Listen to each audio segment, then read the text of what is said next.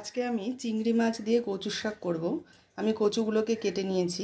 এখানে আমি এই কালো কচু নিয়েছি। এই কালো কচু কিন্তু খেতে খুবই ভালো হয় আর এটা কিন্তু স্বাস্থ্যের জন্যও খুবই উপকারী। আমি চিংড়ি মাছ দিয়ে যেহেতু করব, এখানে আমি চিংড়ি মাছ নিয়ে নিয়েছি।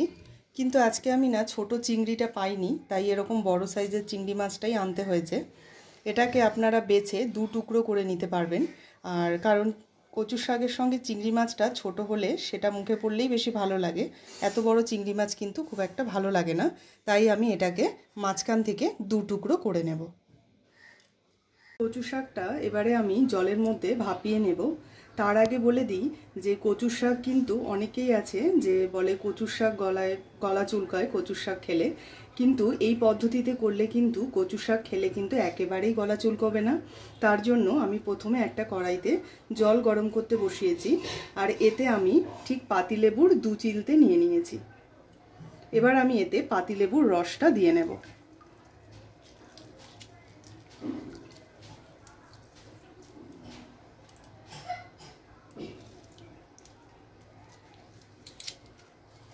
আপনারা চাইলে একটা পুরো পাতিলেবু এতে দিয়ে দিতে পারেন, কোনো কিন্তু অসুবিধে হবে না। আর 1 চামচি নুন দিয়ে দিচ্ছি।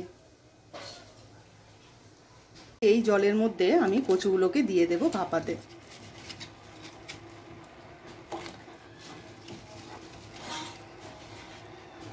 আমি এটাকে ঢাকা দিয়ে দিচ্ছি। এটা হতে কিন্তু আমার কিছুক্ষণ সময় লাগবে।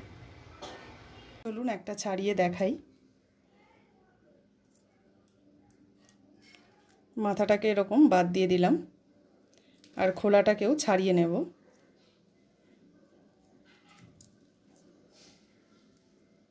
এটাকে ধরে একটুখানি টান দিলেই কিন্তু এটা খুলে চলে আসবে। এবারে এই চিংড়ি মাছটাকে মাঝখান থেকে আমি কাঁচির দ্বারা এরকমভাবে কেটে নেব। আর এই মাথার কাছে যে ময়লাটা থাকে এটা দেখুন একা একাই বেরিয়ে চলে এসছে। এই দেখুন ঠিক এই সাইজটা আমি রেখেছি।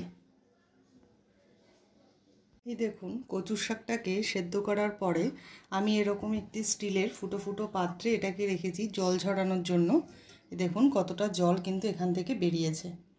এটাতে কিন্তু খুব ভালোভাবে কিন্তু জল ঝরিয়ে নিতে হবে কচুর শাক থেকে। চিংড়ি মাছের মধ্যে আমি নুন হলুদ মাখিয়ে রেখে দিয়েছিলাম। আর আমার এই কচুর শাক রান্না করতে লাগছে এখানে ছোলা। আমি সারা রাত এই ছোলাটাকে কিন্তু ভিজিয়ে রেখেছিলাম এবং তারই সঙ্গে নিয়েছি আমি কিছু বাদাম। ছোলার থেকে বাদামটা আমি পরিমাণে কম নিয়েছি। কাঁচা বাদামগুলো যে হয় দোকানে পাওয়া যায় সেই বাদাম আমি সারা রাত এটাকেও জলে ভিজিয়ে রেখে দিয়েছিলাম। কড়াই আমার গরম হয়ে গেছে। এবারে এতে আমি একটু তেল দিয়ে নেব। আমি সর্ষের তেল ব্যবহার করছি। এই বাদামগুলো আমি হালকা একটু ভেজে নেব।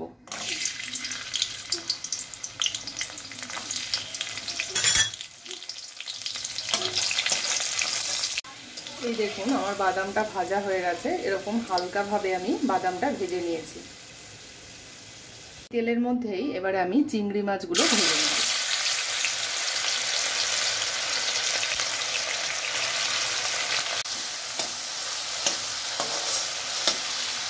চিংড়ি মাছটা আমার ভাজা হয়ে গেছে। দেখুন এবার আমি এটা তুলে নেব। আমি একটা মশলা তৈরি করে নেব। এখানে হাফ চামচের মতো দিয়ে দিচ্ছি জিরের গুঁড়ো, ধনের গুঁড়ো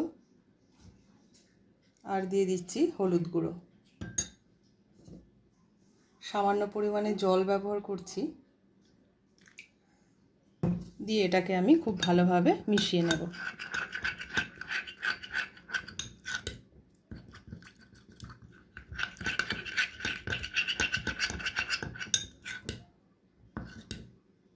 চিংড়ি মাছ ভাজার পরে বেঁচে যাওয়া তেলের মধ্যেই আমি দিয়ে নেব একটু কালো জিরে ফোড়ন।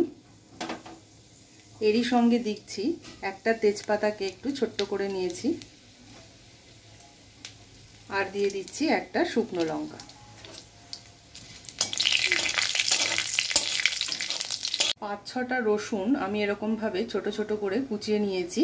এবার এটা আমি তেলে দিয়ে নেব।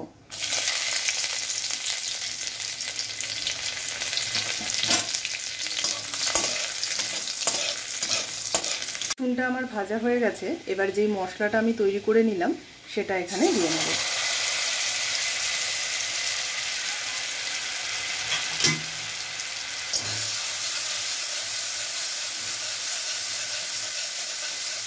মশলা দিয়ে কিন্তু বেশিক্ষণ কষানোর প্রয়োজন নেই।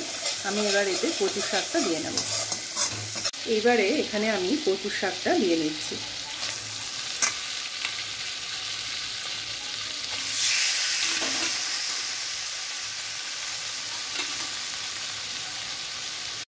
বেশ কয়েকটা কাঁচা লঙ্কা এতে ব্যবহার করছি। কচুর শাক কিন্তু একটু ঝাল ঝাল খেতেই ভালো লাগে, তাই কিন্তু এখানে বেশ কয়েকটা কাঁচা লঙ্কার ব্যবহার করছি। এবারে এটাকে খুব ভালোভাবে মিশিয়ে নিতে হবে। এই যে দলা পাকানো ব্যাপারগুলো রয়েছে এটাকে একটু ভালো করে মিশিয়ে নিচ্ছি। এই একই সঙ্গে আমি ছোলাটাও দিয়ে দিচ্ছি এখানে, আর ভেজে রাখা চিংড়ি মাছটাও দিয়ে দিচ্ছি।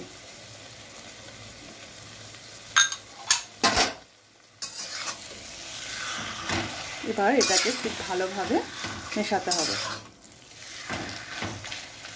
সিদ্ধ করার সময় আমি তখন নুন দিয়েছিলাম, এবারে আমি কিন্তু নুন দিইনি। এবারে এখন আমি একটু সামান্য পরিমাণে নুন দিয়ে দেব।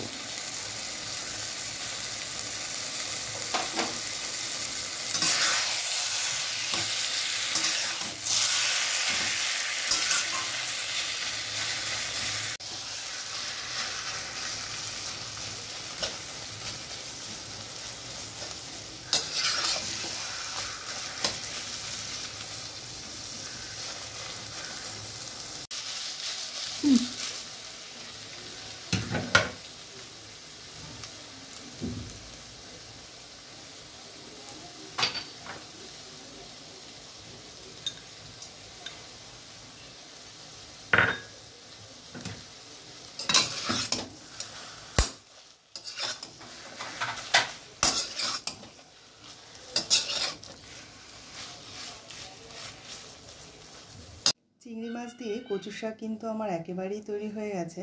আপনারাও কিন্তু বাড়িতে একবার অতি অবশ্যই ট্রাই করে দেখবেন।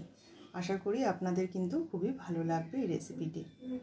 ভিডিওটি ভালো লেগে থাকলে একটি লাইক করে দেবেন, আর যদি চ্যানেলটি সাবস্ক্রাইব করা না থাকে তাহলে সকলের কাছে সাবস্ক্রাইবের অনুরোধ রইল। সকলে ভালো থাকবেন, পরিবারের সকলকে ভালো রাখবেন। ধন্যবাদ।